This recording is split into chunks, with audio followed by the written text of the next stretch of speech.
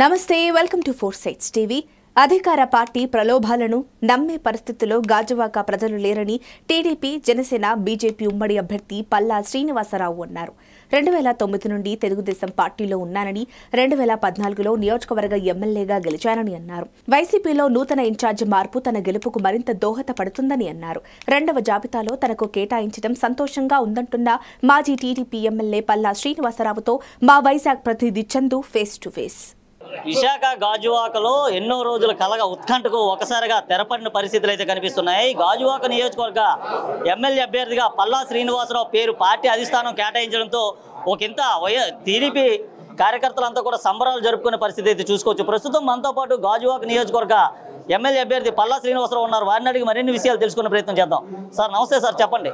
ఎంతో కాలంగా ఉత్కంఠగా ఉన్నటువంటి గాజువాక నియోజకవర్గ ఎమ్మెల్యే అభ్యర్థి సీటు మీకు కేటాయించడం పట్ల ఏ విధంగా ఆనందాన్ని వ్యక్తం చేస్తారు? మేము ముందుగా తెలుగుదేశం పార్టీ జాతీయ అధ్యక్షులు శ్రీ నారా చంద్రబాబు నాయుడు గారికి ప్రత్యేకంగా నేను ధన్యవాదాలు తెలియజేసుకుంటున్నానండి.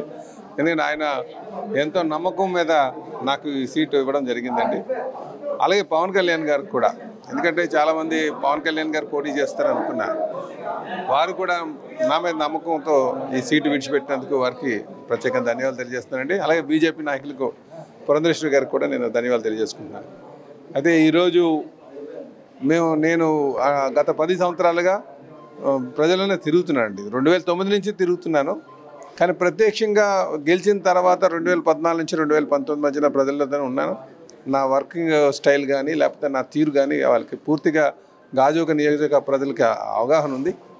అలాగే ఓడిపోయిన తర్వాత కూడా నేను 5 సంవత్సరాలు ప్రజలతో మమేకం అయ్యి ఉన్నా.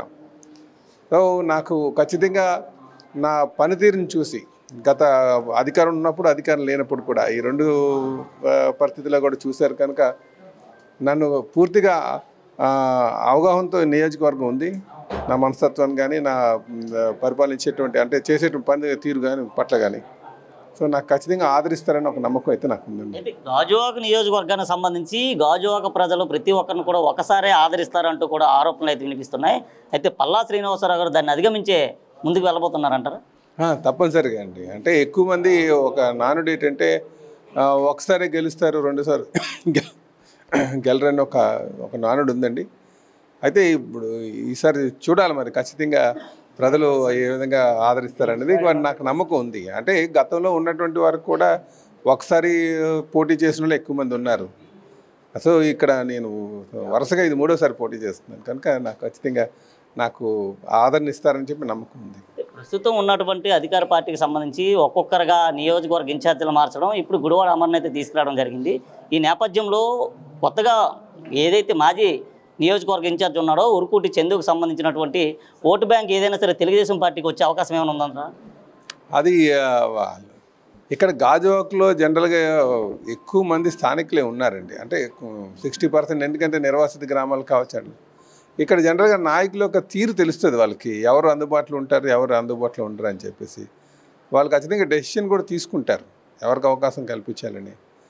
అయితే ఇప్పుడు జనరల్గా ఒకరికి ఆశ పెట్టి వాళ్ళు తీసిన తర్వాత కాస్త నిరుస్తూ ఉంటుంది ఎవరికి వాళ్ళ అభిమానులు అవి కూడా.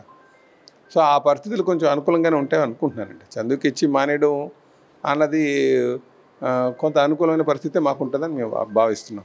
ప్రత్యర్థి అభ్యర్థి గుడివాడ అమరు తాతను ఇక్కడ ఆదరించారు, తండ్రిని ఆదరించారు, ఇప్పుడు నన్ను కూడా ఆదరిస్తారు, నన్ను కూడా ఆశీర్వదించి అసెంబ్లీకి పంపిస్తారు అంటూ కూడా చెప్తున్న పరిస్థితి. దీన్ని ఏ విధంగా చూసుకొచ్చాను? సుమారు 60% గాజువాక నియోజకవర్గంలో స్థానికులే ఉన్నారు. ఆల్మోస్ట్ 100 గ్రామాలు నిర్వాసిత గ్రామాలు కావచ్చు. సో పేరున్నటువంటి కుటుంబాల్లో చూసుకుంటే అటు తెప్పలోలు కావచ్చు, గుడివాడ కావచ్చు, ఇప్పుడు మా ఫ్యామిలీ కావచ్చు. సో ఈ ప్రాంతంలో చిరపరిస్థితులు అందరూ. సో వాళ్ళకి స్థానికులకి డిసైడ్ చేసుకుంటారు ఎవరికి వేయాలి, ఎవరు అందుబాటులో ఉన్నారని. ఈసారి నాకు అవకాశం ఇస్తారని నాకు అయితే చాలా స్ట్రాంగ్గా నమ్మకం ఉంది. గాజువాక నియోజకవర్గ టీడీపీ అభ్యర్థి ఏ పార్టీ గుర్తు చెప్పి ప్రజల ముందుకు ఓట్లాడడానికి వెళ్తారు? అంటే పువ్వు పార్టీ చెప్తారా, సైకిల్ పార్టీ చెప్తారా, గ్లాస్ పార్టీ చెప్తారా అంటూ కూడా కీలకమైన వ్యాఖ్యలు అయితే గుడివాడ అమరు చేయడం జరుగుతుంది. దీన్ని ఏ విధంగా చూసుకొచ్చాను? కాదు, సైకిల్ గుర్తు మీదే పోటీ చేస్తాను, సైకిల్ అనే చెప్తాను, ఇంకడేం చెప్తాను. అందులో దాంట్లో ఏం పెద్ద విషయం లేదు చెప్పడానికి.